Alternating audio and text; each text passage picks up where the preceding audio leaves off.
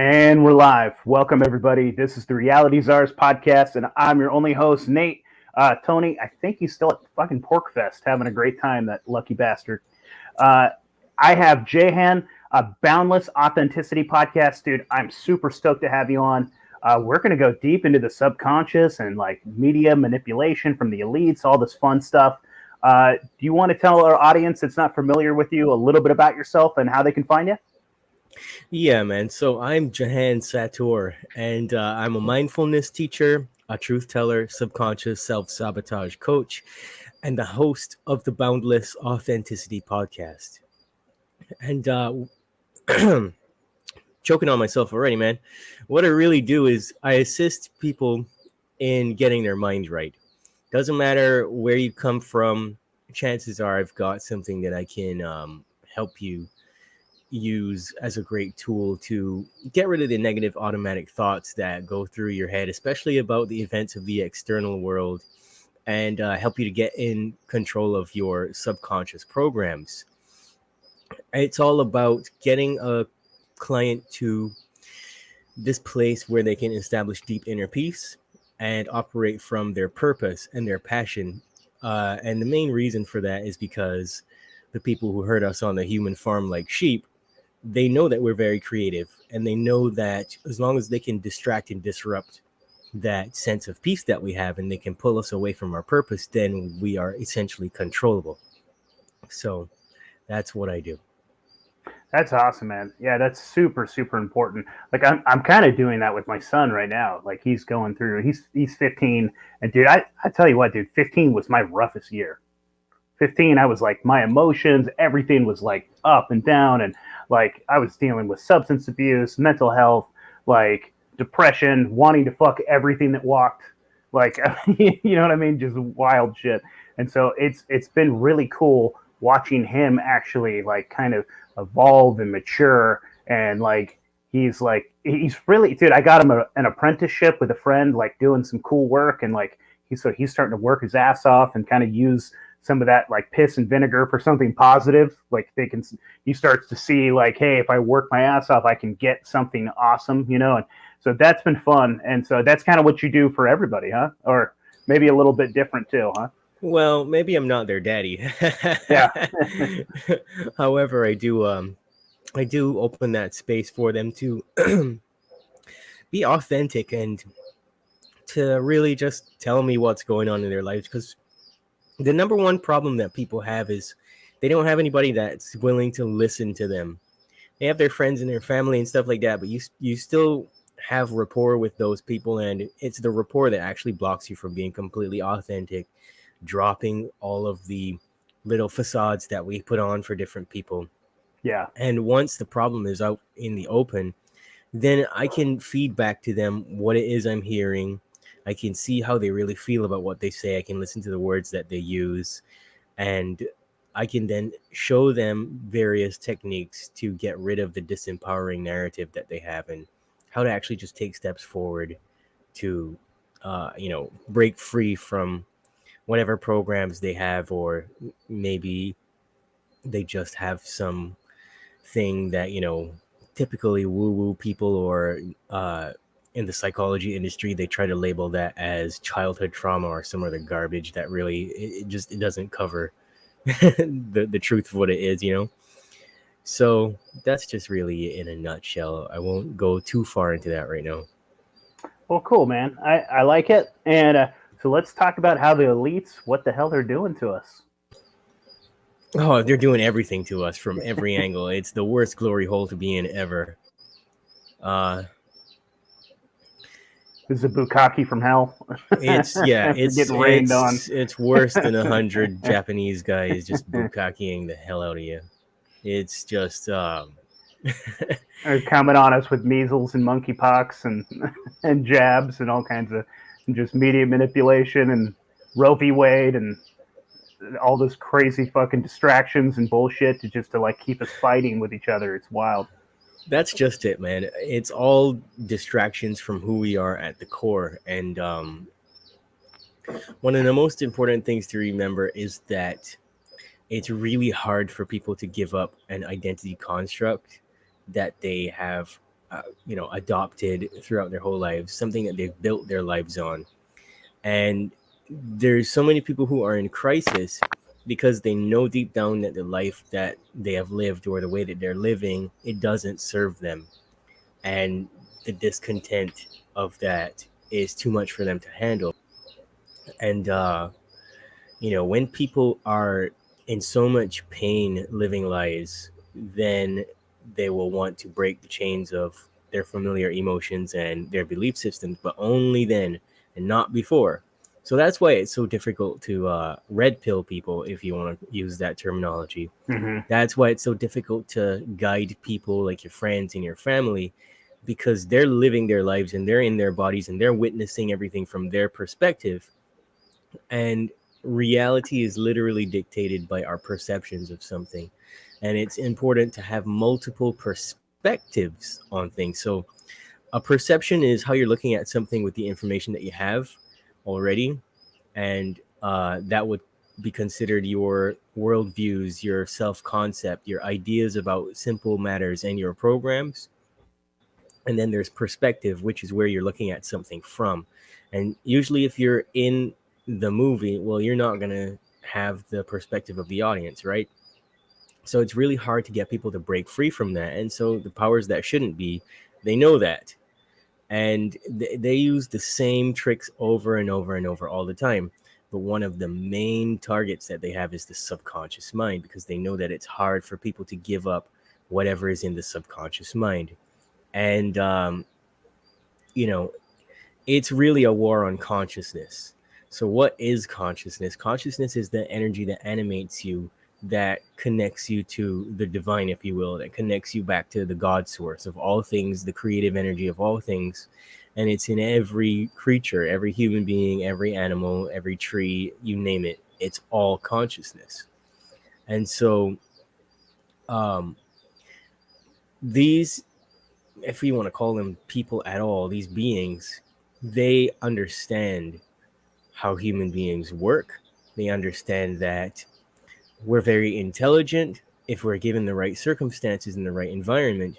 And so they do everything that's possible to create not necessarily an outside environment that is hazardous. Because we can see how much stuff we have, in the Western world, especially, we have so much stuff to be thankful for that we don't have to worry about a lot of stuff like we used to back in the old time days.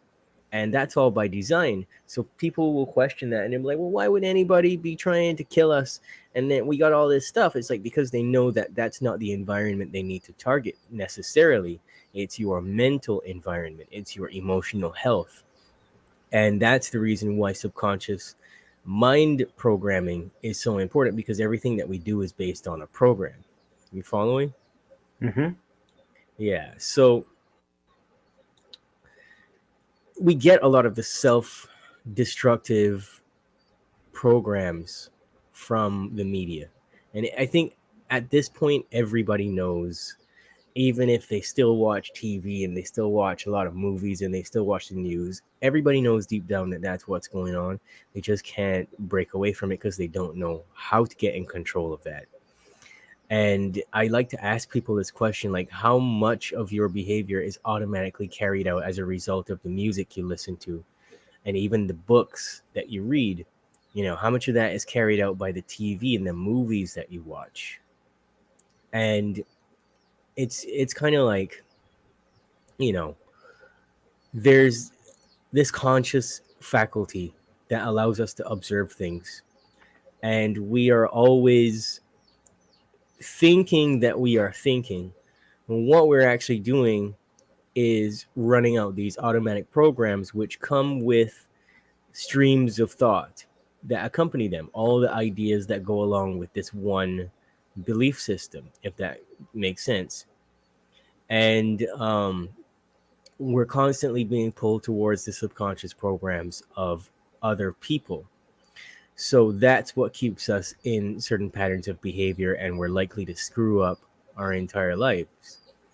And one of the ways that happens, and let's talk about the non-television related stuff, the easy stuff that people question me on all the time. They're like, well, how come if I don't watch TV or listen to a lot of music, how come I'm still having these self-sabotaging behaviors or believe these things, you know?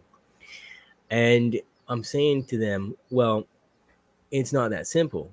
When you're driving down the interstate, you're focused on the road and you've transitioned out of your regular brainwave state. So you're not necessarily in rational or critical thinking. And the subconscious mind is a hard drive that stores all of the information that it receives because the subconscious mind is a scanning device. So let's go back to that scenario again. If you're flying down the interstate, what's in your immediate surroundings? Billboards, other things. So when you pull over at a truck stop and you've got a raging boner for a fucking cup of coffee, or you want to go buy a pack of Marlboros, that's the reason why. Because things like brand loyalty and the urge to drink alcohol and drink coffee or use any other stimulant or anything that is foreign to what the cells of the body actually need, that all comes from subconscious programming. That all comes from being drilled into your head on repeat and being told by the peer reviewed and the paid for literature that these things are great for you. So people will tend to self sabotage in a lot of different ways. And it could just be something that's on a billboard, it's in the newspapers, everybody's talking about it in their immediate circle. And it's not so much an insidious thing because it's not a mechanism that is meant for evil. It's just that it's used against us. It's weaponized, and so it becomes evil. Right? Yeah, advertising definitely weaponized. Who was that? It was who was the guy that was telling you to fuck you, that you wanted to fuck your mom? You know what I'm talking about? The psychologist that was telling everybody like every issue Oh, came down to Freud. one. Yeah, Freud. Freud's nephew. You know what I'm talking about? I can't think of Edward his name. Bernays. Yeah. Yeah, Edward Bernays. He was really like, I mean, he was a master wizard at it, dude, at just really understanding the human psychology and breaking down people and learning how to like sell you these items. And it's just wild, dude. And like, and he didn't even do it as like a, I think he was just doing it to see what he could do. You know, Yeah, like he didn't even give a shit. He was just like a monster. yeah, I think that's a huge part of it because there's things that have been downloaded into the culture, let's say, of America, that we tend to believe um, it's normal and it's something that we should be doing, like eating bacon and eggs. But guess who's responsible for that? Good old Eddie Bernays. And you know, if anybody's seen How about a the bowl of cereal? That was from Kellogg. Yeah, he wanted little yeah, boys to quit masturbating, and so he knew that like corn would make you feel like shit. Of just a whole bunch of corn, it would make you feel like grog, and it's bizarre, man. Like how this stuff was sold to us, and just when you find out like the links to it, like you go back and you're like, what the fuck? That's why I want to yeah, eat a bowl of like cornflakes. It's from yeah. this Well, piece you of know, shit. Like, they've got period pops or something like that now, where it just like turns the blood red or something like that, and it's shaped like ovaries. So it's the same tricks over and over again. It's always the same moves, and so you have to know what to look for in order to bypass those things. And people say shit to me like, "Oh, well, I can consciously watch TV and I won't get programmed because they're we on got to some comment. kind Eggs of and bacon will be much better than cereal. I agree with you, Golden Dot. What's his name? That Golden Grat. Yes. yeah, people think that you know, they can do these things consciously, they can use these things consciously, and they'll win the game somehow. But you're not gonna be able to win the war against these people if you're actively in it. That's like saying that you're getting rained on by bullets and you're in the trenches in a war, and that's like saying that by sucking on some cold steel, by putting the gun in your mouth, that you're somehow gonna win. You know, you can get your fucking head blown off. Yeah, man. I was just thinking about this too, because like when I was younger, I used to listen to a lot of hip hop, dude. Like and like dark hip hop. Like I liked the like horror hop kind of shit, like the stuff that was like really gruesome and like, and I just thought that was super fucking cool. I was a fucking retard, and and now like I realized that it was just like damaging and evil, and then after a while it'd make me feel like shit after like listening to some of that music. And so at some point, I don't know, probably about 19 or 20, I decided to stop listening to that music altogether. And then, but it's like you said, it's like you're not going to win, because even if you stop listening to it, then like that's the kind of music my son wants to listen to, you know, and like I'm not going to like force him not to listen to it, but it's he has to figure that out on him, you know, by himself, and I can give him some advice, and I can tell him that that stuff was actually weaponized and used against us. I was listening to a video last night, and I don't know like just how true it is or not, but I thought it was pretty fucking interesting. It was Crazy Bone. I think the dude from Bone Thugs and Harmony was like talking about this one music producer that like, anyways, literally they decided to change hip hop to make it more like vile and evil and about sex and drugs and like and gang banging, because they had signed an agreement with like the private prisons, and they knew that if they like kept pushing this kind of music and not signing people that were like doing like positive and like, you know, like that type of like good type of hip hop, they were like, we're not going to sign them, only sign people that want to like talk about sex and violence and killing people and like chasing money. And it's true, man. It's like, and I don't know how true that is, but I it's a fucking fascinating idea, and I could definitely see that the private prisons made an agreement with like the music executives to make music more like this, so that young people would listen to it and act out the music and then get thrown in prison. You know, Well, you and so know, then they all just made money off of it, and it's crazy, dude. That's exactly what you're talking about. That subconscious fucking programming that absolutely. just teaches these young kids that like. Yeah, absolutely. The subconscious mind is a sucker for repetition. It loves it. And your behavior is shaped by whatever is drilled into your head on repeat. Whatever is on in your environment on repeat is dictating everything that you do. And so how that works is the conscious mind can really only take in 140 bits of information per second, but the subconscious mind can communicate to 60, 70 trillion cells, 6 trillion commands per second. So the reason for that is, you know, the conscious mind is just this thing that keeps you from bumping into shit, but the subconscious mind is what is responsible for your bodily functions, and it's always scanning the environment for repeating patterns, and that's how it keeps you safe. So it wants to know what all the common things are, and it wants to know what the majority of people are doing, because that's what it considers to be safe.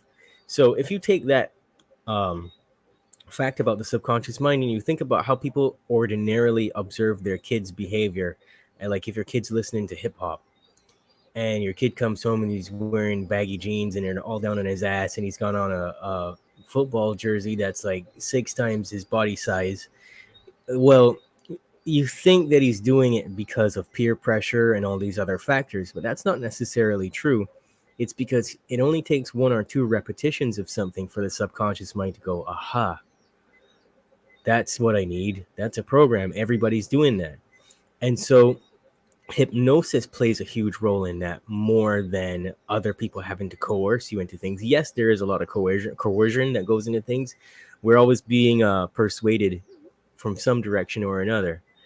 And the subconscious mind is essentially picking up on that hypnotic rhythm, and music, especially hip hop, is a hypnotic rhythm. And the Mm-hmm. auditory cortex interprets that musical information in a particular way. Once you start getting your body involved in it, you begin to identify with whatever it is on an emotional level. And emotions are how we hardwire information into the body, into the cells. So you're just liable to repeat whatever it is that you hear, even if you've heard a song once or twice. Haven't you ever heard something that was really retarded? You listened to it, you knew the lyrics were stupid, and then 5-10 minutes later, it was still going through your head. Hmm. I mean, yeah, I hate that, but it's true, man. It's like that earworm. It gets in you, and then you're like, then you start to like it. You know how stupid it is. I mean, I can give you an example. Like my White Girl Wasted song. Like what this was like, I don't know, like 7 summers ago, something like that. My favorite fucking song to do for karaoke was "Call Me Maybe" by Carly Rae Jepsen. That's the stupidest song in the world, but I killed it, and that was my song. It's a stupid song. It's terrible, and I don't know what kind of programming's in it. Yeah, exactly. You know, nobody in Hollywood and nobody in the music industry is your friend. I was a musician by profession for so many years, and every single time I got to a certain point of success, every time I got in front of those record labels, they want you to do something shady. They want you to sign your life away using the contract, or they want to get you in a room with somebody to suck some dicks and then put you in a compromising position, and then they'll give you $1 million and you can go on and do whatever you want. And everybody's kind of like, uh the best way to put it is everybody's kind of on the fence when it comes to these things, because it's such a big topic. They feel like these people have more power than they do, and so they don't want to push against that. They don't want to shut off the radio, they don't want to shut off the TV, they don't want to tell their friends, oh, well, I don't listen to music anymore, because they don't want to, break the tribal mentality. They don't want to get cast out from the herd, right? Yeah, it definitely is a tribal mentality. A hundred Yeah. percent, man. Yeah, we just had a comment. It says best observation of media mind control is seeing how quickly kids are drawn into fads in school, TikTok dances, Pokemon cards, marbles, etc. Anyways, happens in waves too. I mean, totally true, man. It's so funny watching dummies that like whatever the new TikTok fad is. Like, I don't even know. Like, I thank God that they weren't doing that. But like, you'll hear about really fucked up ones where like kids are talking about like the Benadryl challenge. Did you hear about that? Where it's like these kids take like 20 Benadryl and then they think they can talk to a demon, and a bunch of kids died and stuff. Like, No, I haven't heard of that one. oh, dude. You don't have kids. I don't know if you have kids. I don't know. I You don't don't have have my kid. kids. My kids. Wow. Yeah, I don't have kids yet. I mentor a lot of kids, but I haven't heard of that one yet. Thank God. I When you're guess that was a dealing, TikTok thing. So yeah, when you're dealing with kids, the first thing you realize is that kids are really a big part of the target as well. The subconscious mind is the they're target of moldable. everybody, but they Yeah. want to get the kids because they know that the Yeah. kids are gonna be easier to get to, more easy to influence, and whatever the kid experiences before the age of 6, that's how they get you. They can change you for life based on that. Yeah, And I mean, there's a reason why they're attacking them. So, like, there is no other reason why people would freak out so much about uh, that Florida bill, that "Don't Say Gay" bill, when it doesn't. Anyways, it doesn't say that. Whatever. I'm not going to get drawn into this, but specifically, the bill says you're not supposed to talk about sex and or like different things like that for kids under the age of third grade. I think that's a fair rule. If you want to start, like, you know what I mean? It's like they don't have a gender. I mean, they have a gender, but they don't have like a sexual, like, they're fucking little kids. Leave them the hell alone. And there's no other reason why they would freak out so much, except for they want to fuck your kids. They want to fuck with your kids, and they want to fuck exactly, your kids. exactly, they want to fuck your kids. They want to kill your kids. Mhm. And there's a lot of dark energy to be gained from having somebody get an abortion. That's why those things exist, and all this stuff is being paid for by the International Planned Parenthood Fund. People just kind of laugh it off, and again, they believe that there's no such thing as evil. But if you want to know what evil is, it's anything that is against life, it's against love, and it's against common sense and critical thinking. Mhm. And Dude, what are your thoughts on this? Somebody, I was actually having this discussion, I think, on our Telegram group with a dude. Like, I think that they have been using obviously all these aborted fetuses, probably as in place for adrenochrome and things like that. I think that they've probably been using a lot of these body parts. Because they sell the body parts, they do different things with them. They even flavor like Pepsi products with aborted fetal cells and all kinds of, and obviously create medication. But I also think that it was like a life extension type of thing. They were probably making some sort of like serum to like keep these old people animated. And I mean, and obviously they're still going to have like New York and California and stuff. But like, if they ever, like, if abortions ever became illegal, what would they do? They'd have to go back to killing kids. They'd have to go back to old school. I mean, I'm sure they do, but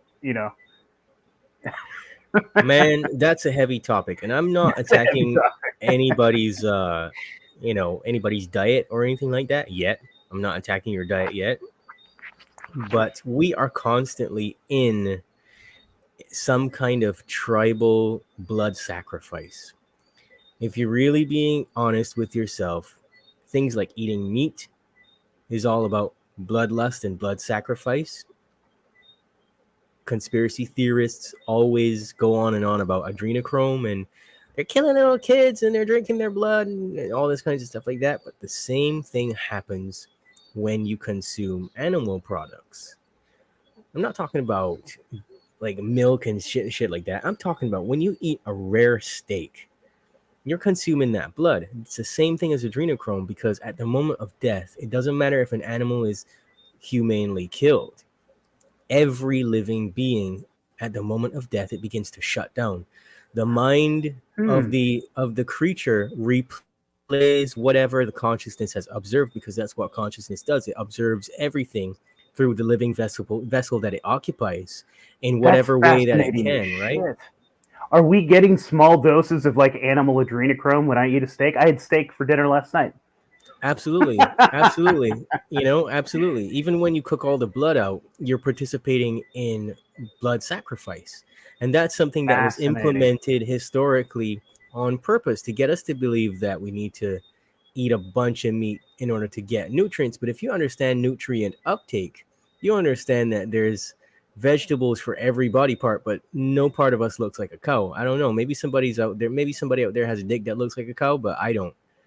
And if you look around in nature, you'll find representations of everything in nature that mirrors the human body, right?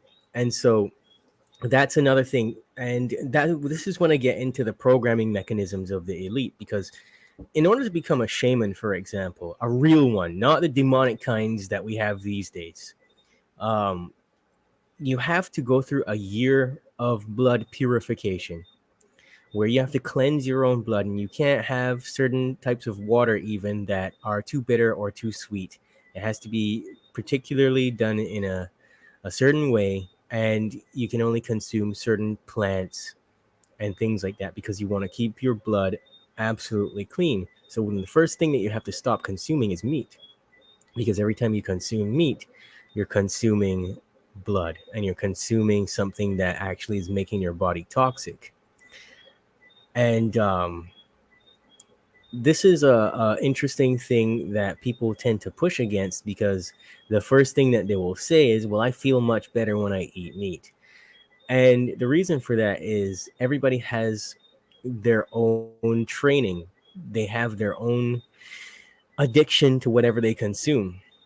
And we become addicted to the blood for the reason that I described before, because we're always on about adrenochrome. But the same thing is in the meat of a cow. It's in the flesh of a fish, whatever it is. So as long as that slightly off topic, is there something like special or more pure? Like, why do the elite, if it's true, do the elite use children? Why do they use children? Because is it like a stronger, pure, like, or is that like a ritual thing? Or they know that the human blood is very powerful. So they know that a child is a pure energy. A child hasn't experienced as much trauma. And so, like I said earlier, every trauma that we experience, what is the word trauma? Trauma is when something has become in the body. When we've had an experience that's so terrible that all of our thoughts about it, or if we get beat up or something, any impact that's done to the vessel itself, that's considered trauma. And so it's when something has happened and it's repeated so many times in your head as well mentally that it becomes traumatic, because it now is hardwired into your neurons of your brain, into these clusters of neurons. And so your neuronal circuitry is, along with the emotions that you feel about it, hardwiring that into your body, into your cells. So once something becomes on a cellular level, then it's got you. So when you're dealing with kids, you're dealing with pure energy. They don't have any beliefs about the world like you do, and they're very full of life. They haven't, whacked off a million times and given away all their vital energy.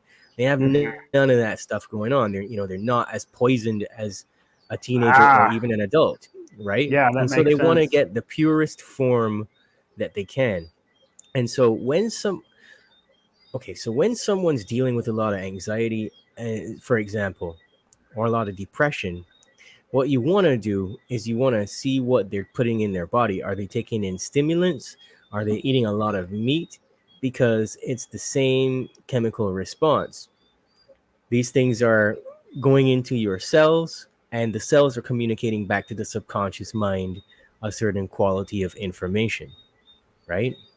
And when you take those things away, when you take away coffee from people, 40% of people who diminish their caffeine intake will be cured of depression and anxiety, right? So if you take a figure Interesting. like that, right, you take away a lot of meat from people and they're only consuming like vegetables and stuff like that.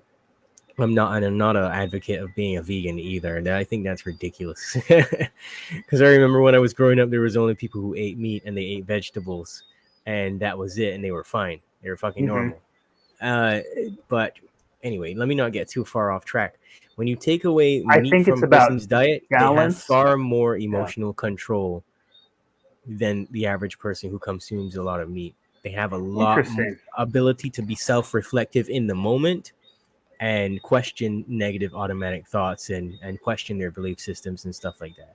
So That's that's really fascinating. And just to talk to our audience about like food and things, I think that probably I, I think some meat, a lot of vegetables, all that's great. I think that what we should really try to get off is like the genetically modified shit that you're going to get in the store and the pre-packaged and the processed garbage. Uh, what do you think about that? Yeah, all that stuff agitates you on a cellular level. And once the cells are agitated, your behavior is And going to be they're meant erratic. to. Yeah, Yeah. they're designed that way. Hmm. Yeah, it's fucking wild. Uh, we had a comment that just said from our homie. He just said, "This is true. As a hunter and who lives in rural areas, let me see where it's at. It lives in rural areas. It's very noticeable. I taste the meat when the animal um, has died under highly stressful conditions. The meat is awful. That's fascinating. Uh, so I wonder if those are the good chemicals, though. You're missing the point. Like, what makes it taste so awful is like that's all the good adrenochrome and all the chemicals they dropped from their brain. So who knows, buddy? Maybe you should try to eat that awful meat and see what happens, or not. Maybe don't. I don't know. Well, man, it's all about attacking the limbic system, right? And so let me explain how that works as simply as I can. The limbic system is based Oh, hey, brother, you froze. or Let's see. flight. And Okay, there you are. Sorry, you froze for a second. yeah, sorry about that. No worries, I'm brother. probably having some internet problems because we have a storm going on or something like that. Anyways, the limbic system is basically fight or flight. So there's a lot of people that will sit in front of me and drink a cup of coffee and wave it in my face and be like, well, I don't feel like fighting you right now. I don't feel like running away right now, like trying to jaw jack me or whatever and test the theory. It's like, if you're drinking poison and I'm not, who's going to die Is it you or is it me? So it doesn't make any sense when people do that, right? And I'm addressing the common things that people say and do to try to justify things, because that's what human beings do. We self-justify the reasons why we do things, and that's the subconscious program, because 95% of our life is dictated by subconscious programs, and the other 5% is conscious mind. So we're not as in charge as we think. And so when you can get to the limbic system by giving us caffeine, alcohol, meat, stress us out in any other way you possibly can, genetically modified organisms of some kind, then you're attacking the limbic system, and that puts people in this agitated state. And for a lot of people, being by themselves is dangerous. There's a lot of people that would just like blow themselves up if they were left alone completely in the woods with nothing. Somehow they would find a bomb and blow themselves up. And all the things that we take into our body, we are taught that they're normal because these things are either socially acceptable, they're entrained in us by the movies, the music, um, the music and the movies in themselves are normalized, and we're told to like these things. We're told that we need to be entertained, and then they use things like coffee and caffeinated tea and porn and sugar and fried foods and pizza, all the good stuff, all the stuff that makes you go, yum yum yum yum yum. This is fucking awesome, and it all activates different responses in our brains. And that's why it's so hard for people to give stuff up, and that's why most people self-sabotage in some way, Mhm. because they can't get in control of all of these vices all at once. You have to slowly take one thing away at a time until eventually you're free. And so most people don't just they just want the Netflix. They just want the Starbucks. They don't give a crap about actually being free. It's difficult, but there's like 80% of us that are actually programmed hollow head monkeys, and the rest of us are trying to figure our shit out in one way or another, and all of us in that 20%, we're trying to do the best that we can, and we're all at different levels. And you know there's a great saying about how the quality of the people you hang out with, how that dictates your behavior, but it's the quality of your thinking that matters the most, because it's not always going to be ideal to isolate yourself from other people. We have to be out in the world to do whatever it is we have to do. And so if you're Plus, not if in you're thinking charge, right, that's going to change the type of people that you surround yourself with. absolutely. At the Yeah. same time, though, I'm talking about the average person. Though, you can't avoid people when you go to the store and the store's full of people. Hmm. You'd love to just snap your fingers and have them disappear, but you have to interact with people. If you're somebody that has a job, maybe you're a social worker and you're silently a conspiracy theorist and you don't want anybody to know, you've got to be a really great critical thinker, because you got to know how to interact with all these different people who don't have your faculty for critical thinking, and know when to act, know when to speak on certain things and what to do. And you're going to be bombarded with people who just are at different levels of awareness. It's all about understanding that everybody's at different levels of awareness. Yes, some people are actually fucking stupid, and that's by choice. But we have to realize that everybody is just at different levels of awareness. People don't know what they don't know. And so when you are able to notice your subconscious programs, because as soon as you close your eyes, your subconscious programs come up. But throughout the day, when you're doing normal everyday things, you think that you're thinking. But what you're actually doing is thinking about thinking, and you're not actually doing what you are saying to yourself, I'm doing. So your subconscious mind is dictating your actions, because along with that comes different, like I've said before, different thoughts for every belief, different actions for every belief. And things will loop back on themselves, because that's how programs work. They will continue to move in a cycle, a circle, and you'll continue to do the same things even when you notice that you're doing something that's causing you problems, or thinking something that's causing you problems. You'll go back to the thing that you've done a million times more, or you've thought a million times more, much easier. So changing habits isn't as simple as the personal development industry would have you believe. You're not going to just stop jerking off for 21 days and then you'll be fine. You've got to notice every single urge, because the subconscious mind is going to throw things at you that are familiar, or you're going to have some emotional consequence to something that you're thinking that's going to push you right back to that program. And it's not easy to just delete a subconscious program just like that. It takes a lot of work and a lot of self-assessment and self-reflection. And it's one of the best skills that you can work at to achieve, because the limbic system is being targeted. They're trying to get to you through your subconscious mind. And again, the subconscious mind is looking for safety inside of the collective, the tribe, the herd, whatever you want to call it. And this is how we end up hanging out with friends who drink, smoke, are negative, etc.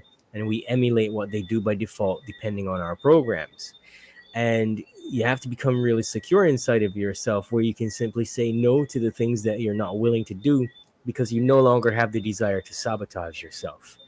And a simple tip here is to start analyzing the things that are familiar to you. What are the emotions? What are the vibrations? What are the thoughts? What are the behaviors? Those are the programs that you gravitate towards. And the more you poison yourself, the chances are the more your limbic system is activated, and the more the reward centers of the brain are lighting up like a fucking Christmas tree. And you have to be aware of what you're putting in your body and what you're putting into your mind. So this is where I get on to the programming mechanisms some more, like caffeine. So the consumption of caffeine causes the neurons of the brain to fire so rapidly that there's a chemical response called ACTH, adrenocorticotropic hormone. And so it You're really communicates to the, triggering me right now. I love coffee, but just kidding. Keep going. hey man, it's, yeah, everybody loves coffee, and that's the saddest part about the whole thing. Because a quick history lesson: when the elites first started colonizing places, what did they do? They wanted slaves to do menial tasks. So how do you make the slaves do menial tasks without complaining? You give them a stimulant. You give them the coffee berry, right? Because that makes, you know, pretty much compensates for your feelings about your shitty life. And then you don't actually have to change anything in your life. You just drink a cup of coffee and you get on with it. And so when you You know, it's start to funny. I market this never thing, drink coffee at home. I only drink coffee at work. well, that's why coffee is Yeah. even in hospitals and it's in all the workplaces and stuff like that, because it's there to help you forget about your shitty life, shut down your brain activity, and get on with the menial tasks that you have to do, right? And so when I say these things, people expect that it stops all thinking altogether. No, it doesn't, because if it did, they wouldn't give it to us, because people would begin to question why every time they drink a cup of coffee and get in their car, they're in a car accident. Even though that same thing happens with alcohol, you can see they still allow us to have alcohol, because alcohol is essentially the same programming device. Another history lesson is back in the day when they were colonizing, they would go into these areas and they'd show up and they'd make friends with the local tribes and stuff like that. And then, you know, everybody would be buddy buddy to give them some gifts and stuff like that. And one of the gifts that they give them would be alcohol. And Hmm. they'd get hooked on the alcohol, and after some time they just continue to be buddy buddy, you know, do the slow totalitarian tiptoe thing that David Icke talks about, ease their way in and get Dude, them to shout out to trust. David Icke. I'm talking to Yeah, him on Monday, tomorrow. Yeah, I'm super excited. Anyway, sorry. Keep going. awesome. They'll get them to trust you, and then as soon as they're too drunk to do anything, they'll say, hey, listen, friend, we noticed that you've been having a hard time keeping up with everything that you've got going on there. We'd be more than happy to help you. It's all love. And then that's how they step in and take over. So they get you blasted and get you hooked on something that you're gonna have a hard time getting away from, and then that's how they control you and they take over your whole country or whatever it is. So that was one of the peaceful ways that they did those things, right? Usually when we think of colonization, we think of some kind of a hostile takeover or something like that. But there's other sides to it and other methods of it. And so that's how they get us with things like the coffee and things like the alcohol. And, you know, there's drug use is up more than ever. And obviously we can see that's a control mechanism. But anyway, when you're talking about the caffeine specifically, whether it's in like a cup of green tea or it's a cup of coffee, it's dangerous because this adrenal corticotrophic hormone is communicating to the adrenal glands to produce stress hormones. And it's affecting the brain and the nervous system in serious ways. It's throwing you into fight or flight, even though it may not seem like it, because we know that we can drink coffee and we can become desensitized to the jitters and the different things that go on with it. But it doesn't mean that it's not still happening on a cellular level in some way. And what that does is it causes the majority of us to be walking around in emergency stress mode. And so in stress mode, the subconscious mind takes over because it's solely considered with playing out, it's solely concerned with playing out the programs of safety. What's going to keep us safe, right? And caffeine also shuts off within 10 minutes of drinking a cup of coffee. It's if you look at it on a brain scan, say this area that you can't see in my hands right now is a brain. You will see the activity of the brain go from being outside to the perimeter of the brain, and you'll see it close in on itself till it gets really tiny in the center, and then it's just a few blue specks on the brain scan. So it turns off your ability to solve problems, and I'm talking about massive life challenges, and things actually become a bit more challenging, even though it seems like the caffeine's making you go, woohoo, I can get through this. There's been tons of research that's been done over pots of coffee. And you have to ask yourself the question, well, how much more brilliant could that research have been if they were using the full capacity of their brain? That's incredibly fascinating, man. What are your thoughts on other plant medicines, like different? Because like all of these different things that we have, right? They have a connection. Like let's talk about cannabis, right? We have all of these cannabinoid receptors in our brain, and it almost feels like our our bodies evolved with the cannabis, like in a lot of different ways, and like our body has been used to using this. Do you think that there are? Do you think that any of these plant medicines are detrimental, or are any of them positive? The smoking of marijuana is detrimental to us because you're damaging the lungs. Why would you want to cause damage to your body? But we do have the endocannabinoid system Mm-hmm. where we can make a weed tea, to use the CBD oil, use the THC oil. They even have they even have a program by a company called Subtle Energy. It's this website subtle.energy, where they've captured the energy signature of THC and CBD, and you can just have it like a wallpaper on your computer, or you can have a printout and you can have that in the room with you, and you get all of the benefits of THC or CBD or whatever it is, right? All the anti-inflammatory responses, all the healing responses, everything. And when you smoke marijuana, it becomes psychoactive, and then it diminishes your consciousness. So Interesting. stoner Okay. culture, that's the reason for it. Listen to the words: stoner culture, cult. Mm-hmm. Yeah, Anything they that's do become a like to steal culture, the real, right? And then they sell us back the fake. So that's like, yeah. yeah. Yeah. Okay. So when you're taking that in, when you're smoking it, it becomes a psychoactive, and it actually affects your consciousness. It affects your brain in the same way, but it's still not as bad as caffeine. A there's actually a image that was, I forget who did it, but these researchers, they put spiders in a lab, and they wanted to see how well they could do something really intricate. That's why they chose spiders, like build a web. So they gave them LSD, they gave them caffeine, they gave them marijuana, and they gave them something else. I forget what it is. And when you look at the images that they took of the webs, caffeine was the worst. Caffeine, like the spider just went haywire and just like had whole big ass holes in it and everything. The LSD was a hell of a lot more intricate than anything else. And the marijuana was the second worst to the caffeine, where the spider was completely unable to do the pattern the way that it should. And so that tells you that it's not just humans that can be affected by these things. All of consciousness is affected by these chemicals, right? So Interesting. it's a terrible thing. I won't go on more about the caffeine, but there's a really great book by Stephen Chernisky called Caffeine Blues, where he tells you about it. I can even give you, if you have like show notes and stuff, I can give you the Yeah, links to find the book and that'd be great. Yeah. uh and even ABC. And this is another example because they always tell you what they're doing to you, then they laugh at you and try to get you hooked on the same very thing, and we just kind of go along with it. But there's an ABC News clip of a scientist showing you the brain scans of how caffeine affects the brain.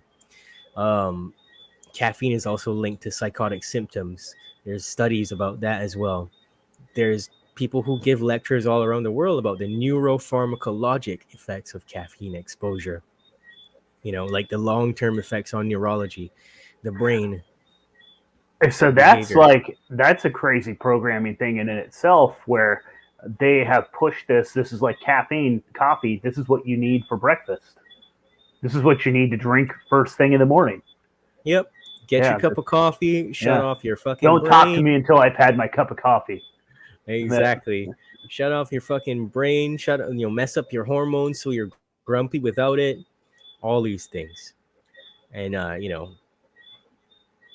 it's just the way it goes. Alcohol is another messed up thing. We know that alcohol is dangerous, and yet we still think it's okay to have a beer or two every once in a while. And alcohol, when you're consuming it, if it's just one beer, it stays in your body for like 18 hours. And that's a long time for just one beer to be in your system. Not even to mention that on top of that, the majority of beer that we drink is, even in some cases, the stuff that's like IPAs and stuff that's from some fancy company, like, or whatever it is. The hops that you're getting is genetically modified, so you can't The really ever be grain that you're, certain. yeah, the Yeah, you can't. grain, the hops, the yeast, those are all those are specific yeast that are made in laboratories. Like, this isn't like something that you made yourself, like, even because I got really big into brewing. I loved brewing beer. I thought it was a lot of fun.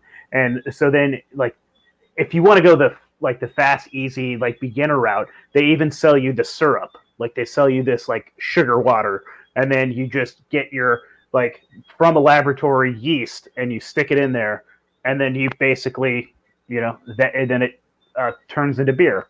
Yeah, And all of that, it's all just fake garbage. You might as well be drinking Budweiser. yeah, and when you think about it, one beer in this day and age is so many times stronger than back in the day when it was made by hand. You know what I'm saying? It's all been perverted, and it's Well, extremely think about the dangerous to the human marijuana, body. man. Think about the Yeah, weed. Like, back in the same thing. day, grass growing out there, you grab it, smoke it, do whatever, or tea. And now I know people that are like, they fucking try weed from a shop, and it like fucks them up. They're like, what the hell is this? This isn't the Yeah, weed I exactly. smoked. Like, the weed my mom smoked in the 70s is a hell of a lot different than the weed now. Like, Absolutely, and people think that that's normal and that's funny, and that's great. It's a lot of fun, and that's why we have people like Tommy Chong that's out there used to as a puppet to normalize shitty behavior and get us to be all Snoop stoned and Dogg. shit. Exactly, Yeah. and that's to make it fun because everything that's really bad for us is marketed You as know, something that's fun. And anybody that thinks Snoop Dogg is a good guy, Snoop Dogg is now, he just opened up a pot shop in the metaverse. So he's selling fake weed in the fucking fake ass metaverse. So now you can buy joints in the metaverse. That's the most dystopian, bizarre, crazy bullshit. Yeah, that guy's a crook. Weed in the metaverse. so, yeah, it's nuts, man. So hey, the alcohol thing isn't so good either. I'm not dissing anybody that likes to drink or whatever the case is, but I ask people, when are you going to start respecting yourself, though? Something could be fun, and you could be robbing yourself of a lifetime of more fun things that don't destroy your body. And see, there's so many experiences to be had in this lifetime. If you can only retract from all of the things that come from the cabal, all of the things that come from cult mentalities, you will find that your level of freedom is so vast that you don't even know what to do with yourself. You're like a kid. Haven't you ever seen a kid running around like a 6-year-old? They're just running around the yard and they got all this energy and they're not on any chemicals. They don't know shit all about anything in the world, but they're happy and they're creative and they're energetic and they're having all of this fun on their own. They know how to make their own fun. Well, we get programmed out of that when we become adults. And then all of these other things are used to keep us suppressed and stop us from discovering who we truly are at the core, which is just a fragment of consciousness using this vessel for the expression of consciousness. And alcohol diminishes consciousness tremendously. And the reason why you will hear things like, oh, drink some vodka or, drink some brandy or something if you want to sleep, drink a glass of brandy, drink a shot of whiskey or something, is because there's people who are on payroll to promote the alcohol having benefits. The reason why you hear stuff about a glass of wine every night with dinner is good for you is because there are people who are on the payroll to promote benefits. And that thing, there's people who are on the pay. Hey, brother, you are. Let's see. Hopefully, you were freezing up a little bit and sounding like a robot. Hopefully. Where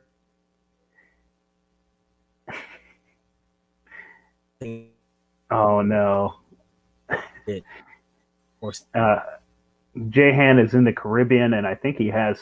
He was saying that there is a storm out there. is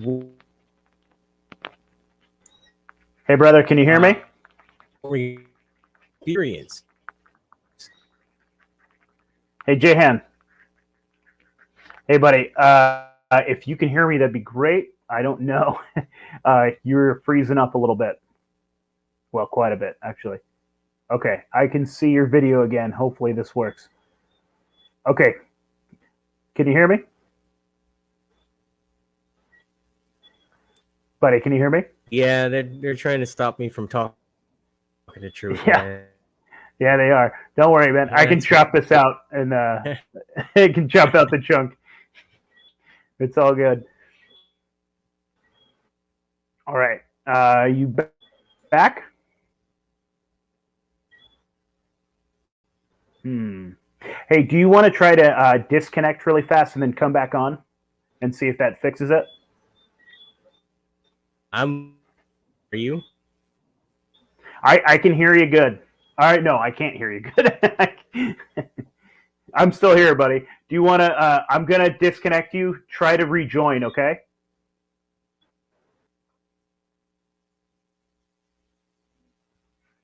Okay. So obviously, I'm gonna have to chop that out when I release the audio version. Hopefully, Jahan can jump back in with us because that's some interesting shit. Thank you, everybody that are leaving comments, and I appreciate you guys all. In the meantime, do any of you guys know about any of you guys in the Pacific Northwest? I don't even care if you're in the Pacific Northwest. Do you guys know about Bigfoot at all? You guys, we're gonna do we're doing a documentary this summer. I just got together with my buddy, and if you guys have like Bigfoot experiences, you know some folks, I would love to talk to you. All right, looks like Jahan's back. Hey. Okay, buddy. There we go. Yeah. You look good again. You look good. Definitely, yeah, it definitely was my internet. My whole thing just turned off. Okay, so let's get back to it. Yeah, so basically what I was saying is that with everything, it's promoted as fun. And there are people who are on payroll who promote everything that's bad for you as being good. Okay, you back? Jahan, can you hear me, buddy? Oh man, I'm sorry. This is a bummer. Okay, I can see you again. Your video's coming through. I don't think I'm on mute. Can you hear me? They don't want me talking about this shit, apparently. Hey, there you go. I could just hear you. Yeah. Okay, good. Yeah. Okay. You were talking about like Yeah, they different don't want me talking about this shit. corporations. Yeah. That you get paid. Sorry, the corporations pay people to talk about and promote different things, and so like those different urges that you get, Hmm. you're like when you drive by McDonald's and you're like, I gotta have a double cheeseburger. That's all this like paid for, like this manipulation and brand manipulation that they put into your head. Yep, it's crazy. Um, so yeah, that's I'm not going to talk about that again in case they shut me off again. But that's All right, what let's go deeper. Let's is. go harder. Yeah, let's go harder. Let's really hit him where it hurts. So let's talk about the difference between MK Ultra and subconscious programs. Okay.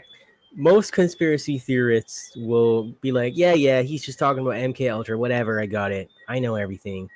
And in reality, that's ignorance because you can't say that someone who is dealing with a lot of problems in their relationship because they had abusive parents when they were growing up, that's MK Ultra, unless it's by some stroke of luck they got kidnapped in put in a government facility around that time as well is doubtful. Now, the reason why somebody may be having problems in a relationship due to MK Ultra related programs is because they may have watched a movie and they believe that the way that relationships are conducted in the screen are how they should be in real life, and so they're carrying out Mm-hmm. those programs. So that's the difference. But this person in this other instance is really carrying out a program that was put into them because that's what they witnessed growing up with their parents. So that's the difference between MK Ultra and this. MK Ultra is coming through the television, the movies, the music, things like that. Other people will have regular subconscious programs that they pick up in the middle of life stuff, right? So if there's no questions about that, I'll tell you what actually happens during the programming of the subconscious mind, because this is the part that people miss, and this is the part that hardly anybody talks about. We have receptors in our body for every cell. So we have trillions of cells, and there's a receptor for each individual cell. From the time you are conceived up until whatever age you're at right now, you have been receiving programming from some source, and all of these programs are being stored in your cells. So these cell receptors, they're expecting a particular kind of information of both a particular quality and a certain quantity, and within a certain context, to be connected to or communicated to these cells. And so, apart from taking in this communication, these cell receptors also take in nutritional information and hormonal information. What they do is they receive, they release, and they allow certain chemicals and other information to bind to these cells. And that's what's responsible for the cells functioning correctly. So, whatever emotions you experience hardwire into the cells via these receptors. And that's how we get trained with certain behaviors. So, if, for example, and this is my favorite example, if you grew up in a house and one of your family members was depressed or they had anxiety, there's a good chance that you have receptors which are designed to cause depression or anxiety at some point in your life. If you go through life for too long without having depression or anxiety activated in your cells, then what's going to happen is that you might experience a situation where you don't even understand why you're just sitting around and you feel depressed or anxious. It's because your cells have been trained to respond to pre-programmed instructions. And these instructions are going to be so hardwired into your cells that you don't even feel normal. You don't even feel human when you're happy, right? So that's how it works.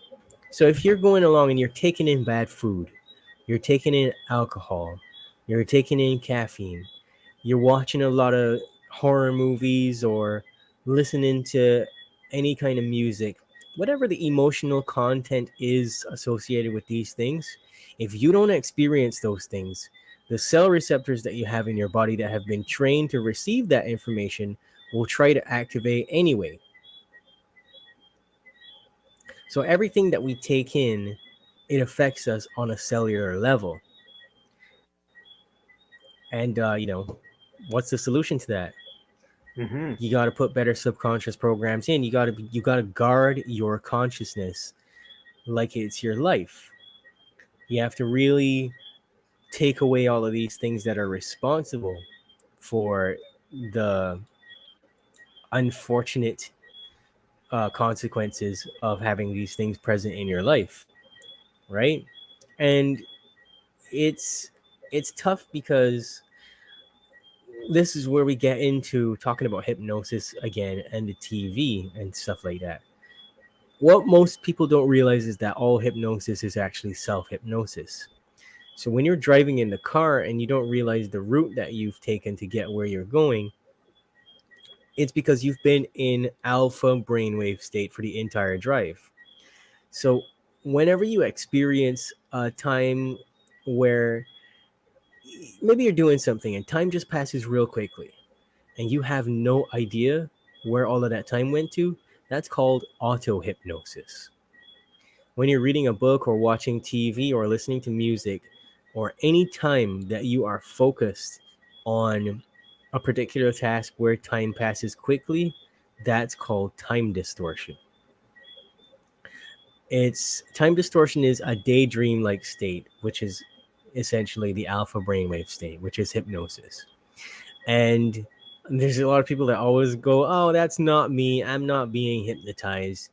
Well, unfortunately, we are, because it's a default faculty of the brain. It's a thing that the brain does automatically. And every person spends 7 hours in hypnosis every day. Seven. That's a lot of hours. And that's So awake during the 4 hours during the waking state day. during the day, and 3 hours at night when you are in the REM cycle of sleep. Right? Interesting. So alpha brainwave state is actually a protection mechanism of the brain. And the reason for that is because processing everything that's going on is very stressful on the brain.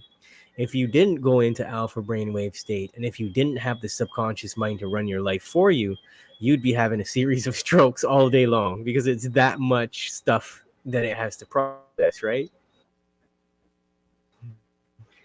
And when you talk about hypnosis, most people a stage hypnotist, cluck like a chicken, drag your ass on the floor like a dog, do whatever it is. Um, but hypnosis is actually the study of altered states of consciousness. So that's what an altered state of consciousness is, where it takes you, how it changes your behavior, how it shapes your life experiences. And a typical hypnotherapy session is about getting a person into a deep state of consciousness to help them tap into new resources, or getting them to shut off the brain so that they can accept new information. Right? Hmm. And that's that part in itself is very important, because we just come through this fake pandemic, and we understand now more than ever that there's a lot of people out there who are not in control of their minds. They have no clue of what's going on out there whatsoever, and they're living their lives in a constant state of hypnosis, and they're just playing out programs. They're just taking commands and executing them. They become empty vessels, right? And when you have something like music, like I mentioned before, it's a hypnotic rhythm. All music is. I'm not trying to demonize music. I'm just trying to tell you how it works, because then you can set your mind differently to the experience that you have with these things. There's something called an interspersal metaphor and an isomorphic metaphor. Now, interspersal is where a command is embedded in a story so that it triggers something that's been planted. And these triggers are accepted by the subconscious mind, so they bypass the conscious faculty altogether. The isomorphic is usually tied to some kind of a moral or a hook or a catchy phrase that helps to solidify that story to both the person's conscious and subconscious mind. It's kind of like making an agreement. So when you listen to a song and you love the song, you're making an agreement with that song.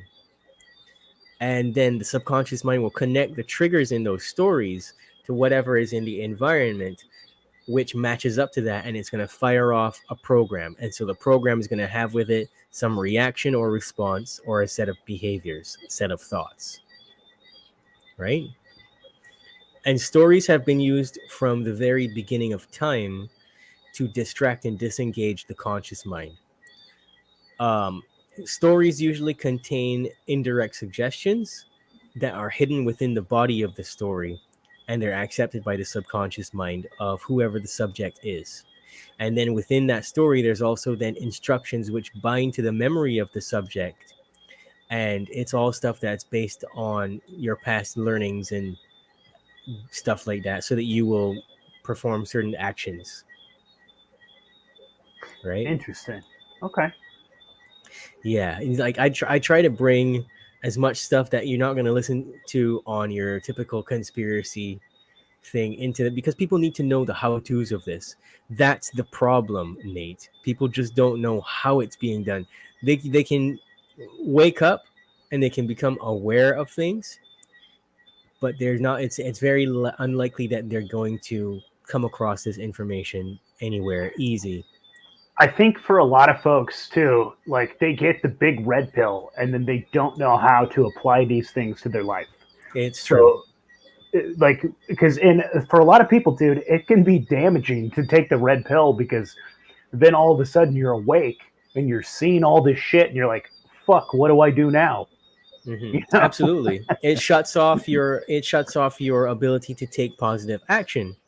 And this is the thing. Freedom can't happen without freedom of choice.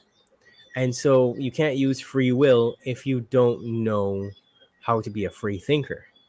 Because, like I said before, you have to be a person out in the world. There's going to be an infinite number of circumstances you'll find yourself in. And being red pilled, trying to convince your neighbor that the earth is flat, it means nothing to the average person. And it actually means nothing that the earth is flat, whether it's round or flat. We're getting fucked on some kind of earth, right? So you've got to Whatever really, this is, if you've we're really on, got yeah, to, yeah, you've yeah, really got whatever the to, fuck it is, we're getting fucked right now. So. yeah, you've really got to learn how to take this information that you get and realize that we're getting fucked. And you have to get really good at how the mind control is used so that we can tell when something is being used against us and we can disengage from it and protect our consciousness, because you're not always going to be in the ideal situation. This is a war. Yeah. We just had another comment from a homie. Says, could this be the sort of thing used by the elites to fake an alien encounter abduction experiences? What are your thoughts? Oh, absolutely. They will use this kind of thing, and they have been priming us with all the alien movies and everything. Remember what happened, and this is such a common conspiracy story. Remember what happened when the War of the Worlds came out?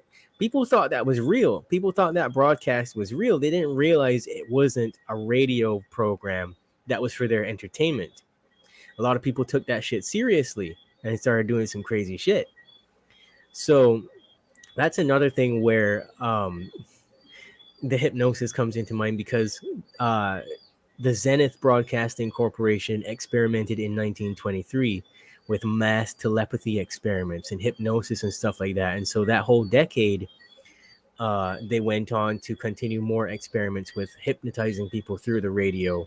And then later on, when TV was developed, it was developed with that in mind. They were like, okay, so this is how we do it, right? So they can use any of this stuff to stage a fake alien scenario. They could even use holographic projections, because if you do your research, you'll find that there have been testing of holograms that look like alien craft that they just project it onto the sky, and they can say, "Oh, these are the aliens." I can't remember who it is. Somebody that was in the military that said that they saw this. They were taken into a room and they saw this. I can't remember who the guy is at this moment, Yeah. though. And Yeah. Project Bluebeam. Yeah. Yeah. Yeah, it's pretty wild, dude. And that the whole voice to skull technology, like they can send that audio right into our heads, and they're like, "I am whatever the fuck this alien wants to call themselves," and and I'm Hmm. here to do whatever. I don't know, shove things up your butt or. Yeah, I don't know, man. I've been having that conversation with quite a few people lately, and I know some folks that really think that. It, I mean, that's the other half of the conspiracy world. The ones that really think that there are aliens, that they are coming. And I am of I'm of the school of thought that this is going to be just the government screwing with us. I think that this is I don't know, man. What are your thoughts on that? Like, I'm not an extraterrestrial guy. I'm kind of an ultra terrestrial guy. Based on my research over many years, Yeah, I've always been interested in this from the time I was a kid. Like, it all started with me having dreams of being taken up into a craft and just looking out fascinating, man. at the earth and stuff like that. And I wanted to know, well, Yeah, what does that mean? As I got older, I was like, well, what does that mean? Because it's a recurring dream. And I realized that there are extraterrestrials. They are, for the most part, trying to help us. But at the same time, there's always going to be two sides of the coin. Everything in the universe is dualistic, there's good and bad in all things. And when we see things like reptilians, for example, that's a thing where it's also dualistic because not all reptilians are bad.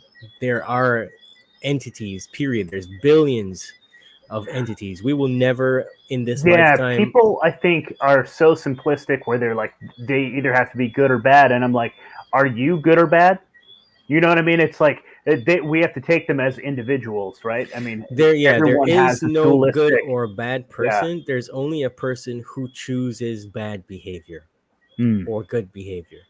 And when you see a person who is evil, there's several reasons why they're evil.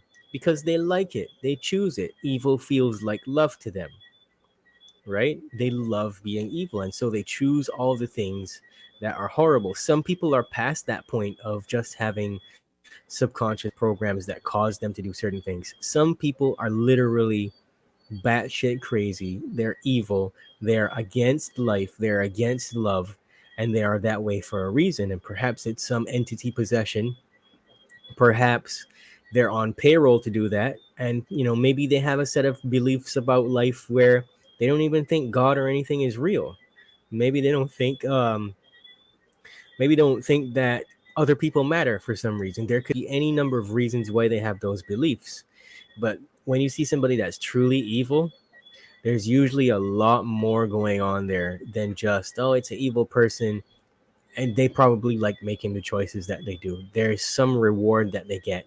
And it's important that everybody understands in this lifetime that every behavior that we execute, there is a positive reward for it in the brain and in the emotional system. And so when I say that, it doesn't mean that um, you do something bad because it feels positive to you necessarily.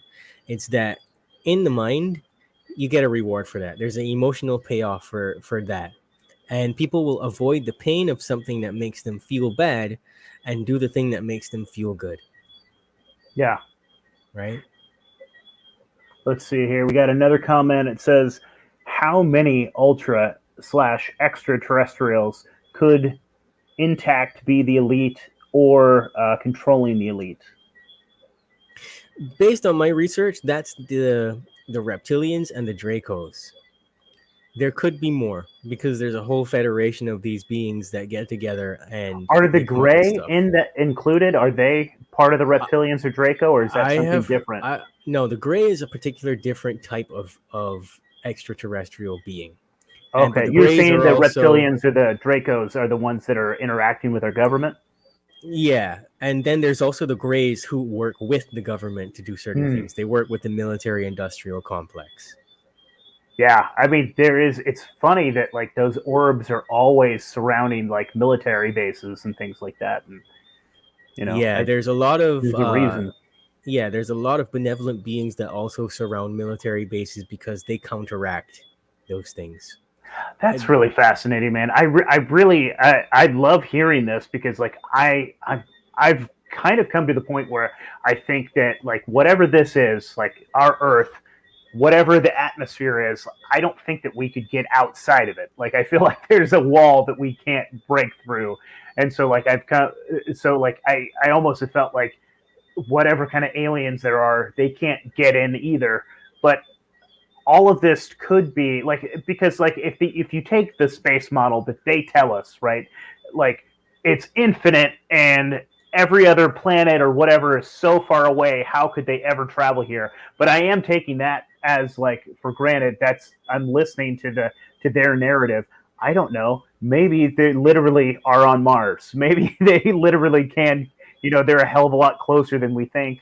Or I don't know, man. I have to question everything, even my own, my own thoughts It on makes that. sense to Yeah, question everything about it because there's so much information. We live in this vast, expansive universe. We're literally being animated by a fragment of electrical energy. So to believe hard and fast in any one thing is absolutely ridiculous because we're literally magic. We're literally something that in itself still cannot be understood we are by the spark of the any divine. science, Yeah, right? And yeah. so it's like it's crazy when you start asking yourself questions because you've got to ask another question and another question, another question about that question, and you will never really truly know the answer until you get back to where you came from, and then you're like, oh shit, yeah, the Earth was flat. Oh shit, yeah, like whatever the I was case gonna is. ask you in your dreams when they take you up and you look down, is it a ball? What it? Yeah, there's always Yeah, like spherical shaped yeah, planets and stuff like that, but that yeah. doesn't mean But that, anything because yeah. the subconscious mind is what's in charge of your dreams, and And you're you've been basically told it was filling a in. ball. Yeah, you're Yeah. just basically filling in the gaps with the information that you have, right? So So another way I'm of looking at curious. that. Now I Oh, was going to sorry. say Go another ahead. another way of looking at stuff like that would be like we got to ask a remote viewer or somebody like that, like an expert remote viewer. Well, when you go out there and you remote view the planets, what do they look like, right? Yeah, yeah, yeah. That's fascinating. Or Uh, ask somebody that's actually been to space. So how are we going to know until we actually go to space what's out there, right? and So here's me thinking that we can't even get to space. So I don't know. I don't know. Yeah, but I'm curious. So do you think that these Dracos and reptilians are they the ones that are like have they taught the elite? Like, are they the ones that have like? Are they the master manipulators? Are they the ones that have like taught them how to program and how to like? So where is this manipulation coming from? Is this they coming are from the elite, man. humans? They are the elite. So okay, so our elites are those Dracos and things. I get it. Okay, Our elites are basically taken over by entities, and then there are other humans who fundamentally agree with this behavior, and so they carry out what's being done. that's really fascinating, man. I mean, I've definitely thought about that. Like, I've kind of come to a weird conclusion, and like, I don't necessarily 100% believe this, but this is something that I think about. I think about all like real people, like you, I, someone that's conscious, that's awake, we could all be in this place, and this place could be like a school, right? And this is kind of a very Gnostic idea, so like this isn't original to me, but this is something that that I'm thinking, that we are all just like star seeds, that we are our origin is in heaven or in another realm, another universe, and we come down here to learn lessons, right? This is like a school, and that maybe these Dracos or these evil entities that are down here, I mean, yes, they're evil, but they're also kind of like they're obstacles for us to learn from. You know what I mean? Absolutely, yeah, and this is great that you're bringing this up because conspiracy theorists get stuck, like we were saying earlier, and they don't know what to do or how to go about doing anything.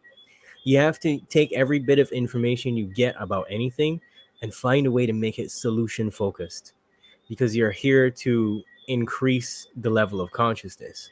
And that can only happen by learning something new and by taking action towards learning something and creating something new. And what consciousness loves to do is it likes to recreate what it's already observed. And that's the trick, because you want to try to consistently create new things. And the people who hurt us on the human farm, well, they know that we're creative beings. That's why they try to control us, because they in themselves can't control the reality that they want to without us. They have to make us create these things, right? And I would not be surprised, man, if other planets are like this as well, and other planets are kind of like this very dark notion of the Earth is a prison planet. Well, I don't necessarily see it that way. I think Yeah, some I things like about it Earth. I reflect. love life. Yeah, it's so many people. Yeah, I don't. That's where I get off the board with the Gnostics. Like, I think that maybe yes, there is complications. This place is complicated, and there. But the whole thing is, you make your reality. You can make this place hell if you want. You can make this place as bad as you want. You can surround yourself by bad people. You can fill your body with garbage. You can surround yourself with negativity, and you can make this realm hell. But you can also make it pretty awesome, Yeah, you know? And absolutely. so, like, dude, I love going outside. I love the trees. I was hanging out at the lake yesterday. This is a pretty fucking awesome prison if it's prison. You Yeah, know? absolutely. Exactly. And so to look at things in that way is pretty I don't know. You're self-sabotaging if you Yeah. look at things in that way, because you're completely neglecting the other side of the coin.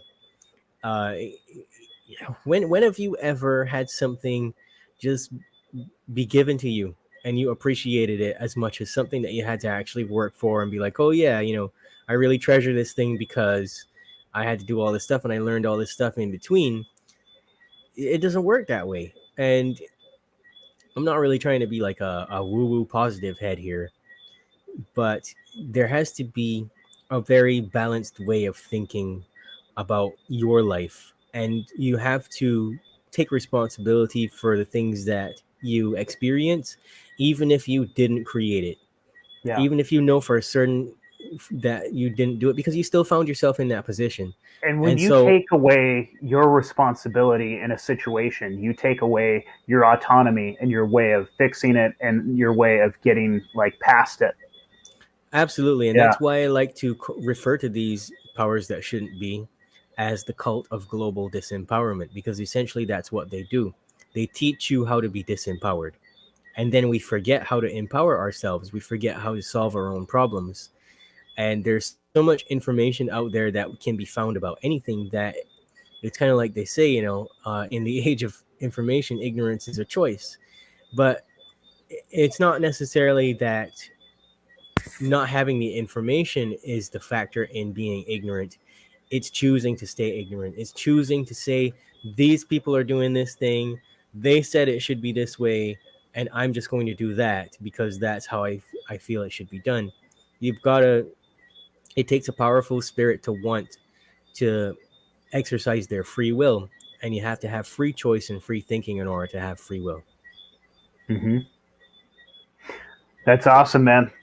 That was great. Do you want to? Is there something more that we missed? Man, we can talk about the TV Yeah, and stuff like that, like talk yeah. about the screens and shit. Um, let's see, Like where do I even? what you were talking about is like when you're talking about that 6 year old playing in the backyard and is just free and happy and is making their own imagination. And I was just thinking, I was like, unless that they've been raised by a tablet, unless they've been stuck in front of the television their whole life, and it's just because then it steals their imagination and it steals their. So like we do have to take responsibility as far as like, do you allow your child to watch a movie with you sometimes? Like, how much screen time is too much? Because we're in a weird world where, like, it's almost impossible unless you're Ted Kaczynski out in a fucking cabin in the woods. Your child is going to be surrounded by technology, and it's about taking responsibility Yeah. and just like making informed decisions. And yeah, I don't know. It's Well, fascinating. the cult of global disempowerment, they know one thing about the human psyche. They know that we anchor ourselves to things. So that song that you haven't heard in a long time, but when you hear it, you start to remember everything about your life when you first heard it. That's anchoring. Same thing happens when you watch movies. You get anchored to emotional responses and you attach these feelings in the subconscious mind to any memory. And so that song or that movie, the reason why it's your favorite thing is because you subconsciously agree with whatever it is. And it's going to trigger your brain to have a particular set of feelings over and over. And then you're trapped by your own mind. And the five senses that we Can have are some of taken that be in. good? Like, can you? Is it okay to have like be reminiscent of a song and things like that? That like If you remind have you a of? if you have a positive experience attached to Yeah, it, if there was a lot of love and a lot of creativity and positive levels of consciousness attached to it, absolutely. And that comes by being in charge of your five senses, by knowing how to consciously process the information and make the best of things and be childlike, be free, run around and do those things and that you love doing, you know? Don't put yeah. garbage in your brain. And I see that we have a comment, so let's get to that first. Okay, it just says imaginative writing has taken a nosedive in public schools. Kids don't have the imagination of those in the 80s and 90s. And you're 100% true, man. I didn't have fucking internet in my house until I was like fucking 14 or something. You know, if I like it was a completely different thing, you know, and it took me 5 minutes to get a picture of a naked girl on there, you know. It's Yeah, ridiculous. you had to work Yeah. for it, you know. But even typing on a computer screen versus writing, Hmm. it destroys your ability to learn. Writing in itself engages the whole brain in a different way, and so you're actually training your logical and rational abilities. But typing is just, it's very convenient. It doesn't do anything for you. I don't even have to talk about education. You know, like Albert Einstein said, the only thing that interferes with his learning is his education. And anybody can go read John Taylor Gatto, Weapons of Mass Instruction, Hmm. and figure out all about the public schools and Love stuff John like Taylor that. Gatto. You know, Yeah, brilliant man. so Yeah. yeah. And so, you know, back to the TV thing, just to wrap this up real quick.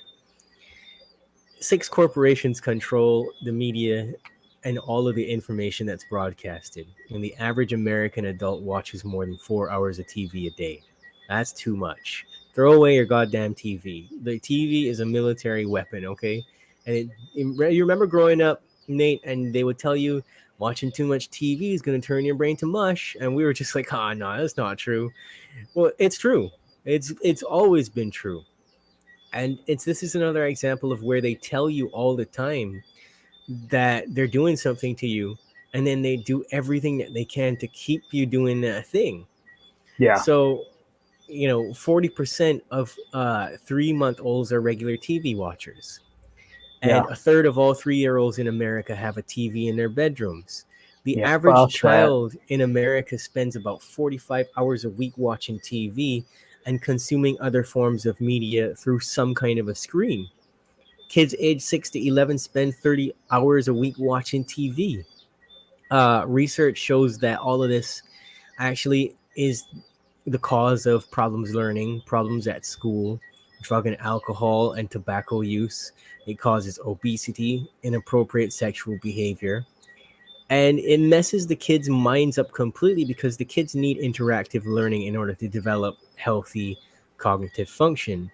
Like You know, those same parents that are just having a cow about like sex being taught in schools and have all this and I get it. And I like, well, first of all, don't take your kid to a public school.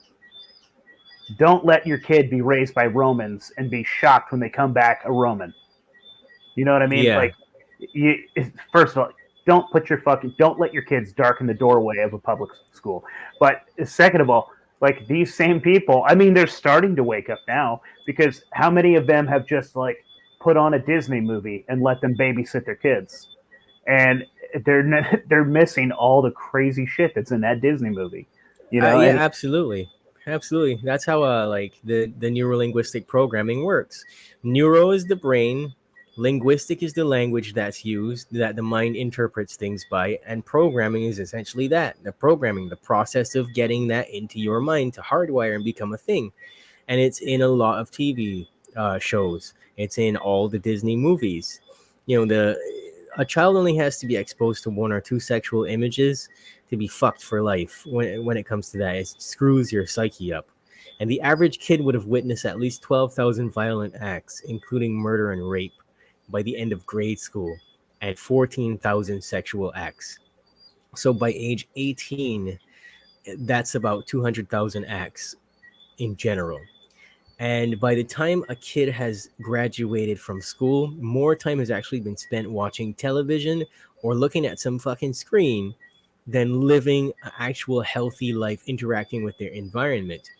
And that means they haven't been having those critical life lessons and solving those challenges themselves. And that means they haven't been in a classroom taking in the information that they need in terms of math and English and communication studies and things like that to basically help cope with other things in life.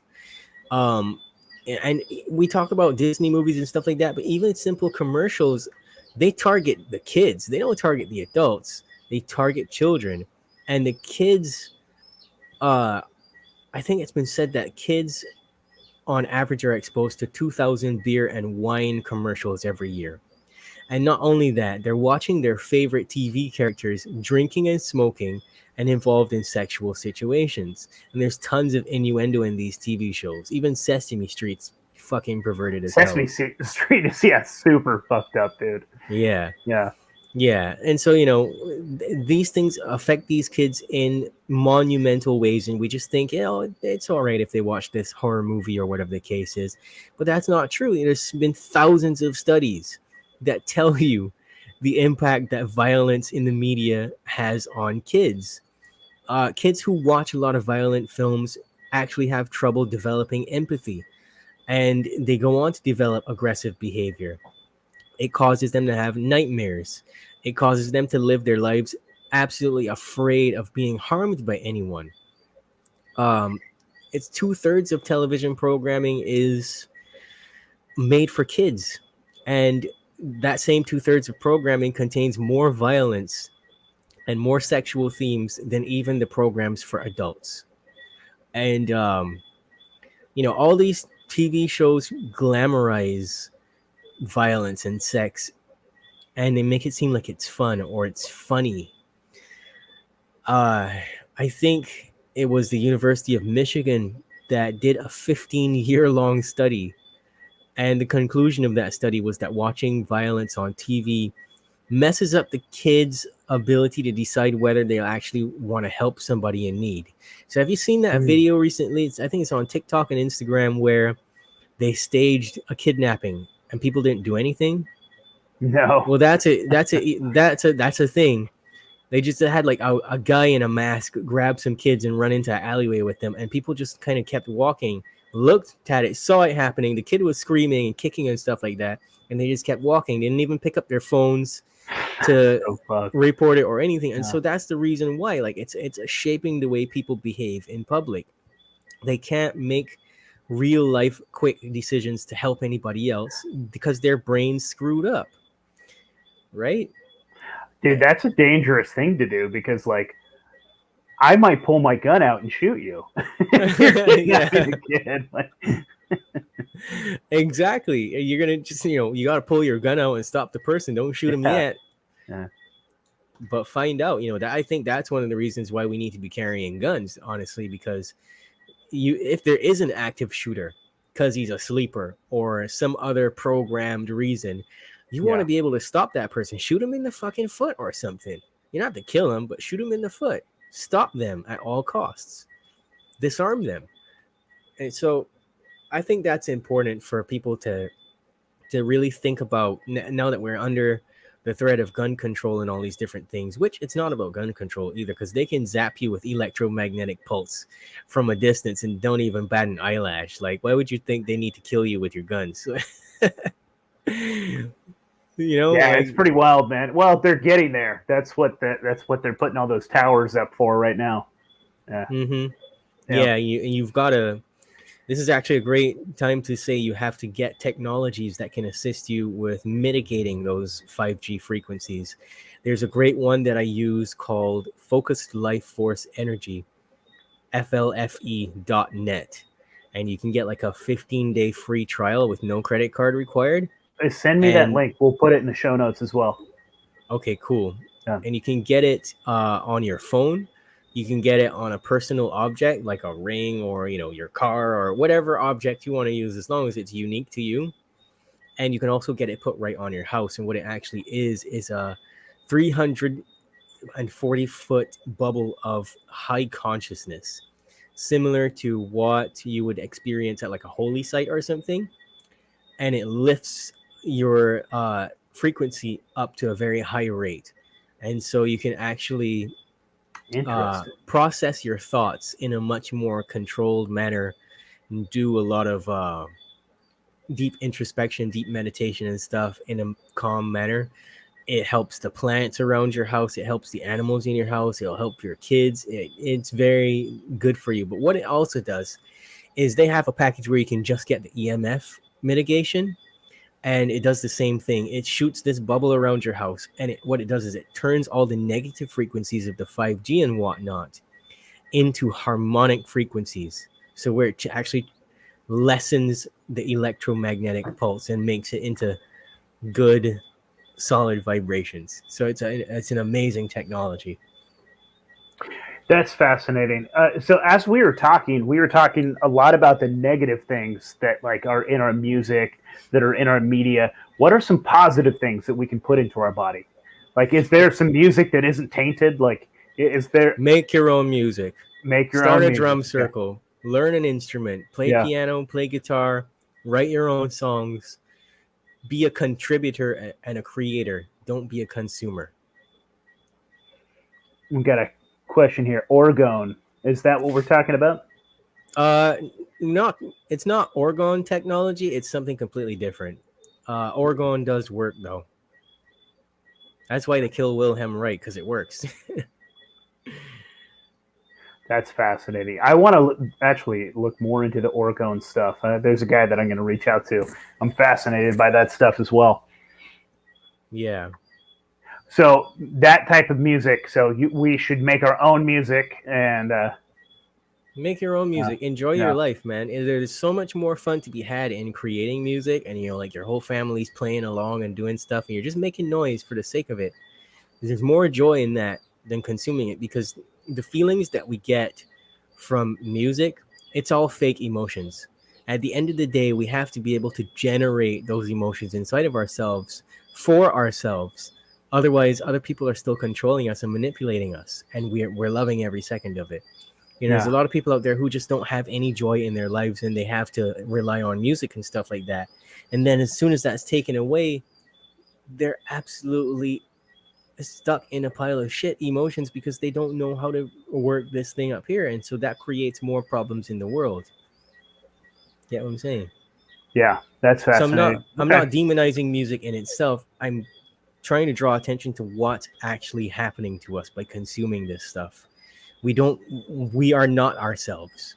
And when you stop people from being themselves, then in any respect, they're not going to be able to exercise their free will at all. There's bad music, bad food, bad TV.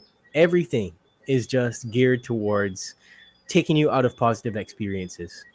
And that's garbage. That's ridiculous. We talk about pro-choice and all this kinds of stuff, but then we want to put things in place that are extremely dark and extremely negative under the guise of pro-choice, when it's really taking away your choices. Take back your power. Take back your ability to choose things. Yeah, fucking A. Yeah, the more you suppress your consciousness, the less choices you will have. I love it, man. So let's talk about solutions. I mean, we kind of Solutions. just were, yeah.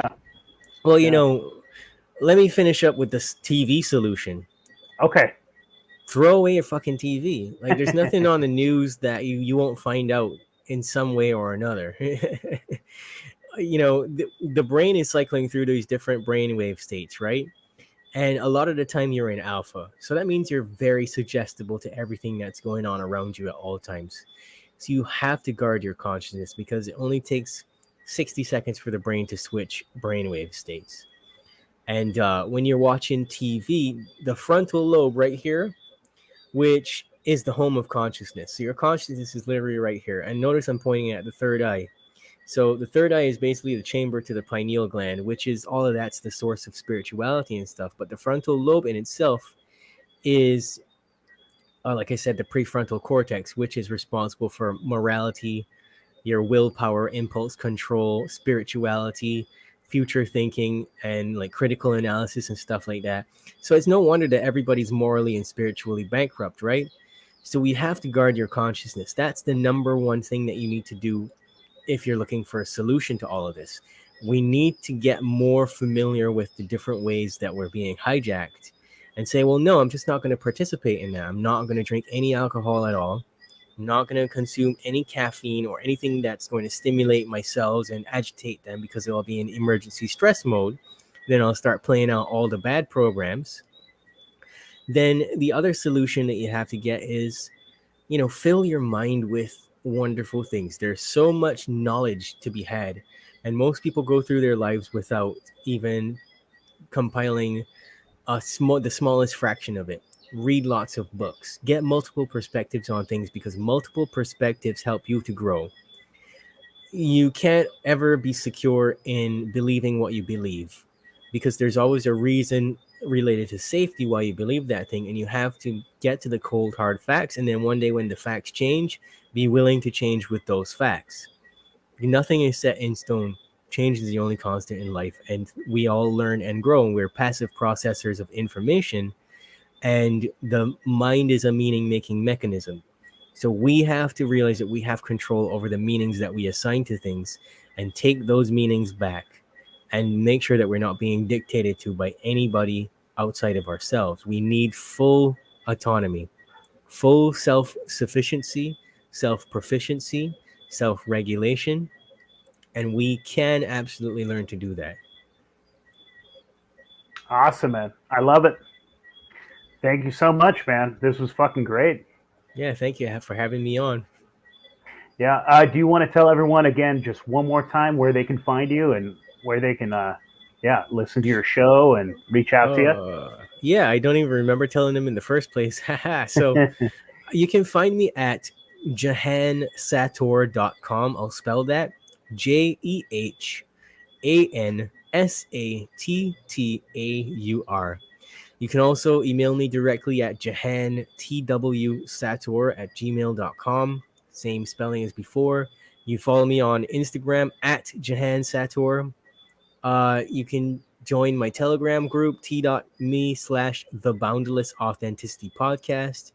And you can listen to the Boundless Authenticity Podcast on anchor.fm/boundless authenticity or Spotify and Apple Podcasts. Hell yeah, man. Dude, this was a great conversation. It was super fascinating. I'm going to have to re-listen to this probably a couple of times. I appreciate you, man. Thank you so much. Awesome. Thanks for having me on. All right. I'm going to hit the outro. And if you want to hang on for just a second, we'll talk after. Cool.